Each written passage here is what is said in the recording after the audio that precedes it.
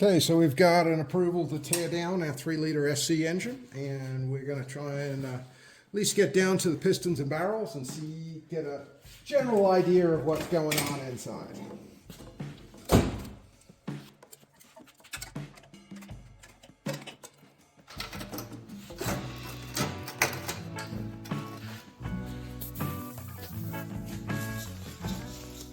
Like a rattle inside there. Very rusty. Probably time for a fresh one.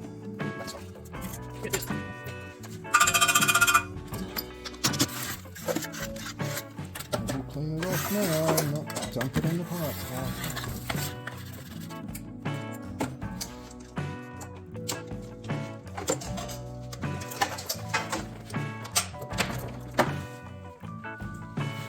Some long-term oil leakage right here. Turned to like asphalt.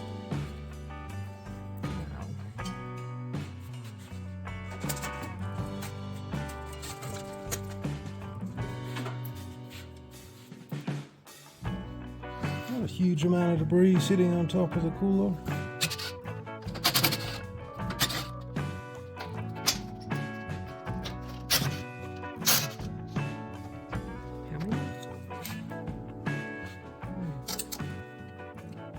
Just the early cars had a one-piece connector. I just sliced it down there. Shovel that stuff out.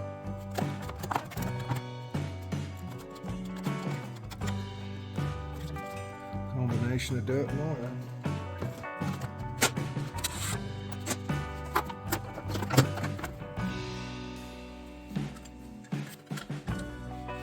Can't believe it's still got an externally regulated alternator in it.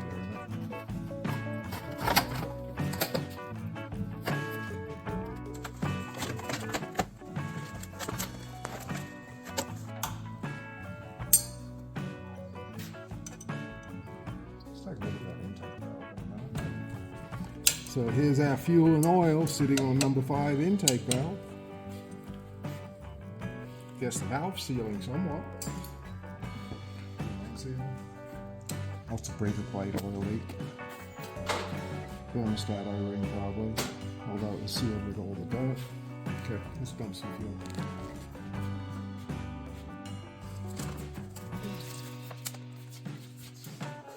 And luckily it's loose.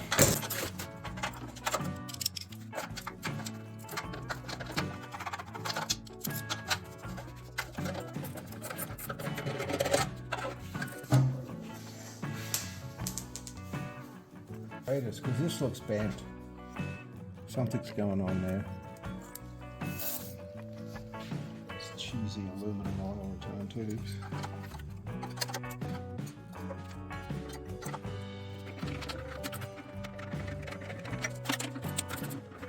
Pretty significant oil leak on this side.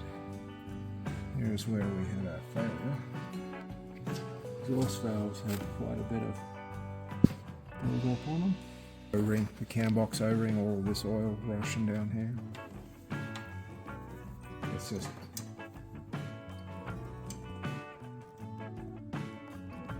see how it's twisting the pipe?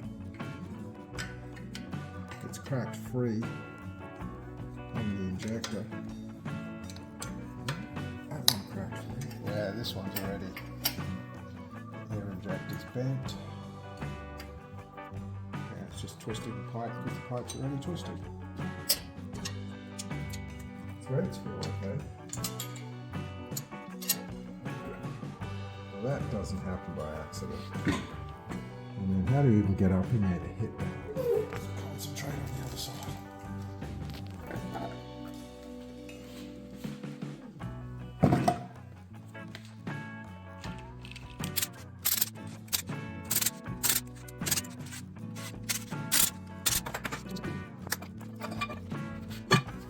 Looks like the tension is almost completely collapsed too. Piston's all the way down. It's had chain tensioners done once before. Factory fitted with a turbo chain tensioner, which it could have been. So Normally it would have the wide boss.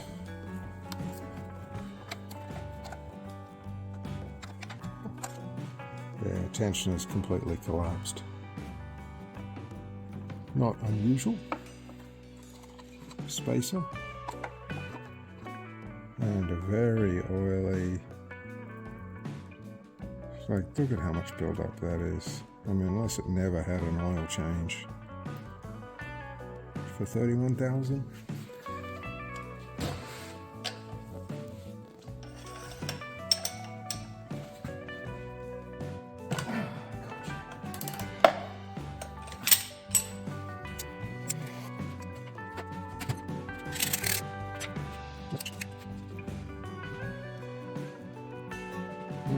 Rocker shaft's trashed. Quite a lip on it. Come look at the backside of this motor. There's some serious oil leak action going on.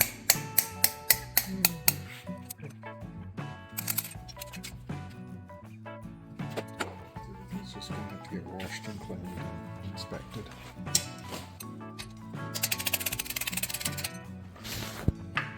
But I don't think this rocker is going to survive.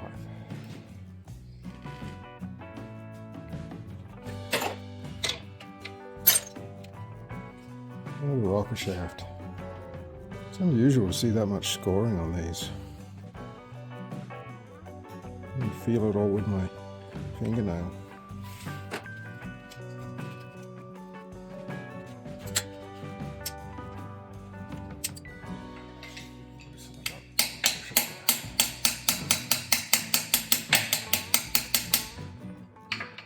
That just broke. Yeah, I don't care. I just rip them off. But I don't reuse them.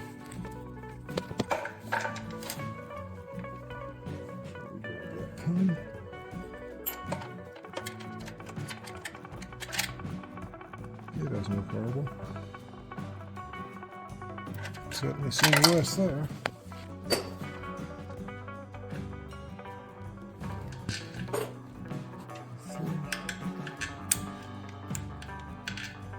Four ships and thrust washer.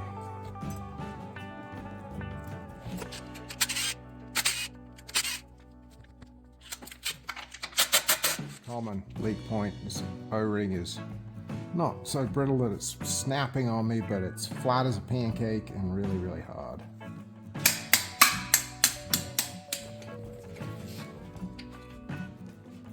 Oh, yeah, some good scoring in that one. I think it's just diluted oil with this one.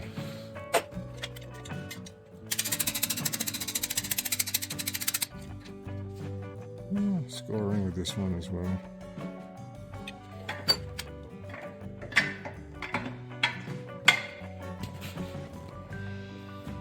Ew. That lobe doesn't look too good.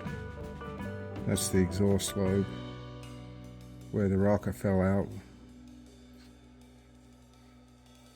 All in all though, not the worst. So I wash it up and look at it a little bit more. So we got a stud that's stuck in here. We'll just have to clamp onto it with our stud remover and break the nut free.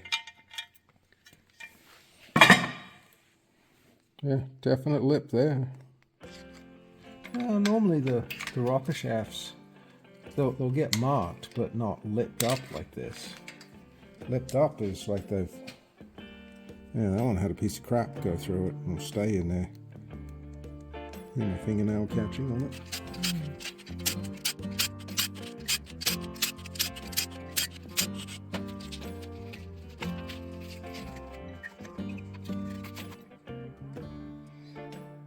Well, definitely seeing some oil leaks. Looks like right here the 574 was really, really light right there. The oil running out of the dowels, which means it was entering in. Yeah, you can see here. It's almost like it was vibrating. See the oil that's on it? Definitely leaking there.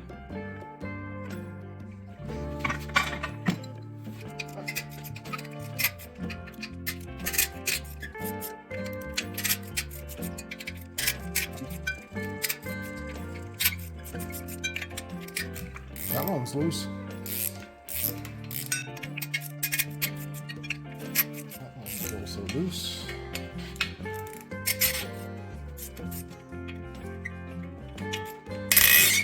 Also loose. Not bad. Nuts are very rusty.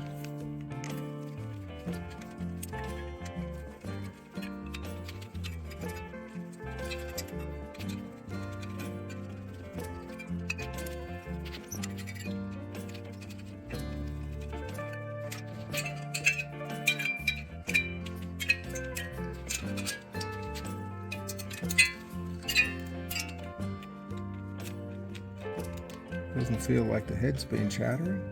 Definitely some good carbon buildup in there.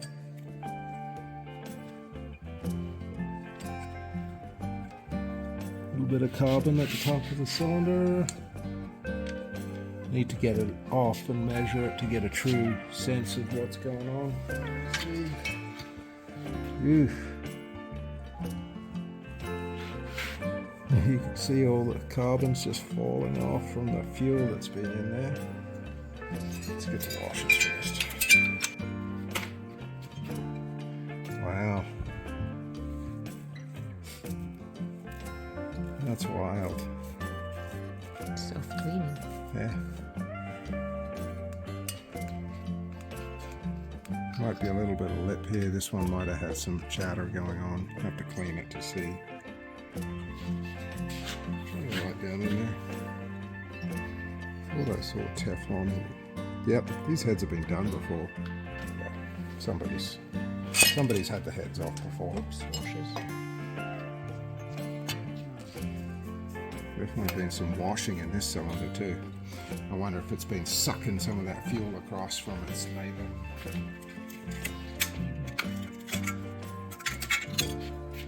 Have they had the update done?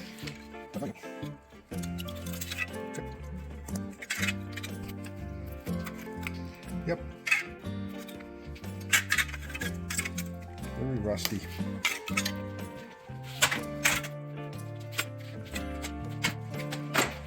Alright, let's take a look at this one. This is the one that we really want to see.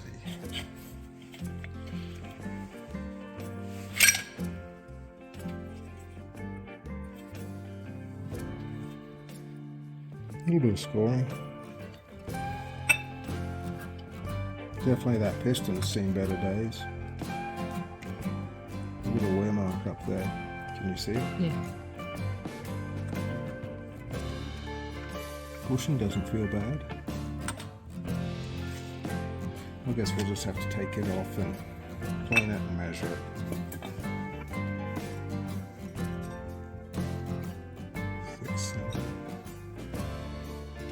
Oh, huge difference. Feel the ring.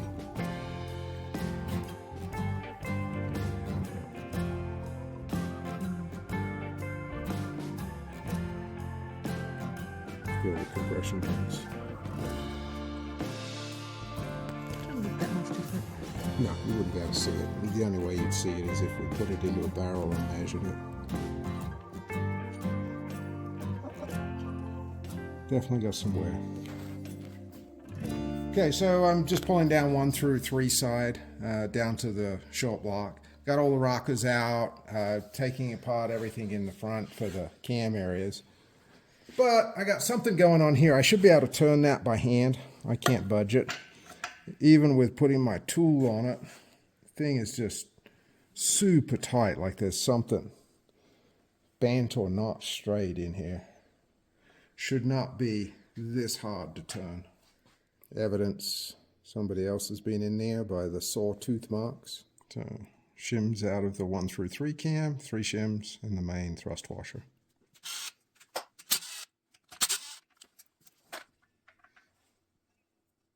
Yeah, it's gone hard.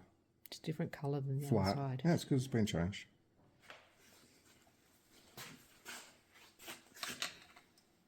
Wow. Even popping the thing half out, it doesn't want to come out.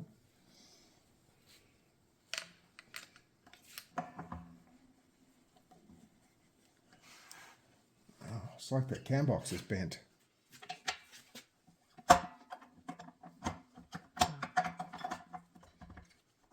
I Wonder if the cylinder heads have been machined.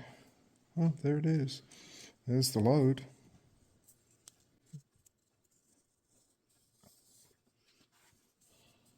Not the worst. All right, so I have the cam box off, and I can see when I look down the cam box that the bearings have been wearing strangely. I haven't loosened the heads yet, and what I wanted to do was see how flat this is. Because that cam was so tight to turn, it felt like everything was crowned. So I have my Starrett precision ground straight edge, and I've just cleaned the center of the cam box areas, and immediately we can see that the straight edge is rocking. So holding tension on the center and just here, just to lift it up on one side. And usually these heads need to be within 0.05 or 0.02 of each other to be serviceable. I got up to 8 thousandths of clearance, so using an 8 thousandths feeler gauge underneath my straight edge here while holding flat on the other two surfaces. And even that's not a tight fit. It's probably bigger than that. So this head is actually sitting up higher than it should be, which also explains a lot, because normally you don't have issues with cam boxes leaking. And it's hard to see because I had to wash a lot of the oil and junk away from here. But I have steady streams of oil coming out of the cam box areas where it did not get a good seal. And the only reason I can see it didn't get a good seal is because the head's sitting up high. So we need to look at the thickness of this head compared to these. Now, also on the heads, we can see, one, there's Teflon valve stem seals installed, which is not factory. So they've been off and been apart. They also have numbers on them and X's on them. So somebody has definitely been in here before, but we need to see what is causing this to sit up. And also whether or not my cam box is still going to be usable, because now it's been through thermo cycles being bowed over this center cylinder head. So I have cylinder 2 off, and I was just looking at the barrel, and it's really, really wet in there. Not 100% sure what that's about. These barrels also look like they've been washing down a lot. We know there's been some dilution of the oil, but even on the combustion chambers, normally you have a nice ring around here of carbon, but it's all washed off. This is normally what it looks like when it's gone through the parts washer first. Same with the pistons. Had a lot of stuff not doing what it's supposed to do on this engine. So I just pulled the cylinders off of the 1 through 3 bank, and I found our distortion issue. So cylinder 1, base gasket 0.5, great. Cylinder gasket number 2, 0.47, close enough to 0.5. Cylinder number 3, let's get to a nice, is 0.25 or 0.24 as measured. So that's about a 10,000ths difference. So that alone means that even though I was pushing to cylinder 3, so my straight edge was rocking, and the problem probably isn't in the cylinder heads. I still need to check it. The problem is the fact that they used a 0.25 base gasket under cylinder 3 and a 0.5 under cylinders 1 and 2. So obviously whoever was building it, and I did check, make sure there was nothing else stuck to the bottom, like they'd stacked 2 0.25s. The last mechanic that was in here obviously just grabbed the wrong one. On the SCs, they are kind of unique. They do run a 0.5 base gasket as a stock gasket, and he probably just maybe lost one, grabbed a 0.25 without realizing it, put it on, and now it's probably trashed the cam box because of it.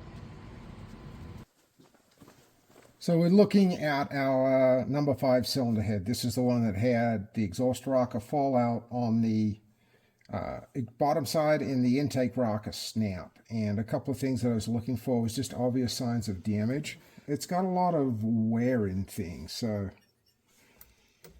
moving our valve, what I'm doing here, first thing I wanted to do is get an idea on run out. And this is kind of subjective, because if I let the valve move up and down, you can see how much the dial gauge changes.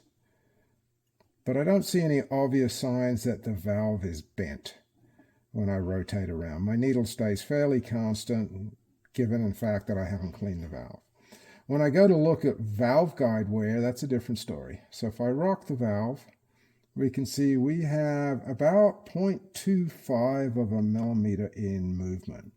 Maximum wear limit on an intake valve is 0.15. So these are well and truly worn out, but it doesn't look like the reason for the intake valve breaking was caused by an issue with the intake valve itself. Okay, so looking on our exhaust valve guides now, bearing in mind maximum worn out status is 0.2. Let's see if we can get our dial gauge nice. And then I got 0.34 of a millimeter. Actually, it's a little bit bigger as I rock it back and forth. Now, one of the interesting things on this one is you can see how worn out the guide is in the fact that I also have side-to-side movement, which means that the valve has just been flopping around in there. Now, on this one, I wasn't too concerned about the exhaust side because it looks like we found the failure on the rocker arm, and that was the M6 bolt that goes through the rocker shaft. The head had snapped off of it and allowed the rocker shaft to loosen up and walk out. So I didn't think there was any major issues there. I think the intake rocker probably broke just because of excess pressure in the chamber and the valve trying to open up through that pressure. As there still would have been combustion going on in that cylinder to a certain degree for at least a couple of revolutions at least until the rocker itself broke. So just looking at our valves, just giving them a visual for right now, we can see on our exhaust valve that the seat is really, really wide too. The specification on the seat for an exhaust valve is 1.5 millimeters. When I look at it in our cylinder head, we can see the valve seats right here. When I measure the width of the valve seat, we're at like 2.65 millimeters. So more than double the width of what it should be. That's easily correctable. When I measured the installed heights, I'm showing that the seat is still cuttable. It's not calling for a new valve seat yet. Same with the intakes. Stems are averagely beat up. You can see here from the Teflon that it's got almost some discoloration because those Teflon valve stem seals are just really tight on the valve. They don't really give a lot of movement is what I found. They tend to place a lot more pressure on it. Stem itself still showing signs of wear, but I'd have to clean this one up to know if I could reuse it. Exhaust typically with a higher mileage engine, which the valve guide kind of says, hey, I'm over 125,000 miles with that much wear. I usually just replace those. Okay, I'm just checking my number 5 cylinder piston skirt. And right now, it's coming in right at 94.970, which is kind of right in the middle of the range. Cleaned up fairly nice. So it looks like that's doing okay. This is a 0 piston in Mali. Rings show some wear obviously, but I got to check the ring gaps would be the last check on the piston is whether or not it's reusable. So I've also measured our barrel from the same piston just to see where it's at, and from a specification wise, it is in spec on piston clearance. The stock clearance is 0.0, I think maximum is 0.041 for these, 0.42. My calculated clearance between piston and barrel, and it's showing some very slight wear, is coming in at 0.082. According to Porsche, it's replaced pistons and cylinders when running clearance exceeds 0.15. So it's definitely not new, but definitely not worn out. We do have a slight ovality difference at the top. So measuring one direction is 0.052 from 95 millimeters. The other direction is 0.002, which is giving us a difference of 0.052 millimeters. Porsche states an ovality in excess of 0.04 to replace the piston and cylinder. I'm only getting it at the very top. This is one that I'm going to pose to the owner. Technically, this is out of spec and we should replace it. But based on the condition of the piston, my ovality at the bottom of the cylinder is great. I'm only getting it where the top ring lands stop at the very top of the travel. I would leave that decision up to the owner in this case. Okay, obviously this is just one cylinder, and the only reason I went to this one is this is the cylinder that was most damaged. I've still got to clean up the rest and still got to measure all the rest of the cylinders before we make a complete analysis and recommendation. If other cylinders are showing more signs of wear or pistons that are undersized, obviously that's going to influence what we present to the customers whether or not to replace.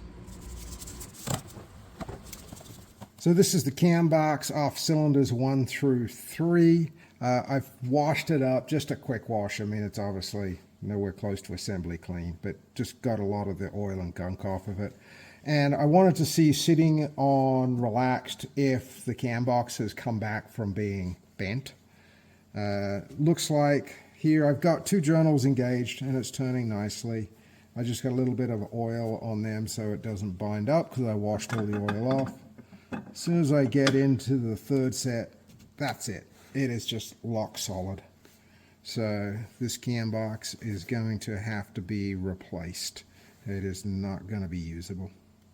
So just to eliminate any issues with the camshaft, because it's been running in our bent cam box, I've just got the camshaft set up on my V-blocks. The bend was back here, so that's why I have my dial gauge back there on for the cam box. And rotating it, cam is still nice and parallel with no excessive run out. It's got a little bit of movement there, but well within. We're looking at 0.02.5 millimeters. I've already checked it on the other journals as well, just to make sure there wasn't a bow in the camshaft. It's all straight and probably reusable. There's a little bit of wear here that I need to look a little bit further at. So right now we're at a stopping point where I've got enough information to develop a quote for where we're at. I spoke with the owner of this and kind of to get a feeling on where he wanted to go as far as whether or not we're going to split the case. So right now I'm just going to put together some numbers basing on reusing the pistons and cylinders unless we find anything else when we go through and wash up and measure the rest of them. Clean up the heads. I already know it's going to need valve guides throughout all the heads, exhaust guides, especially worn, exhaust valves. Intakes I think I can probably clean, so we'll see where that's at. And just kind of quote for what we're looking at in front of us so our customer can make an informed decision.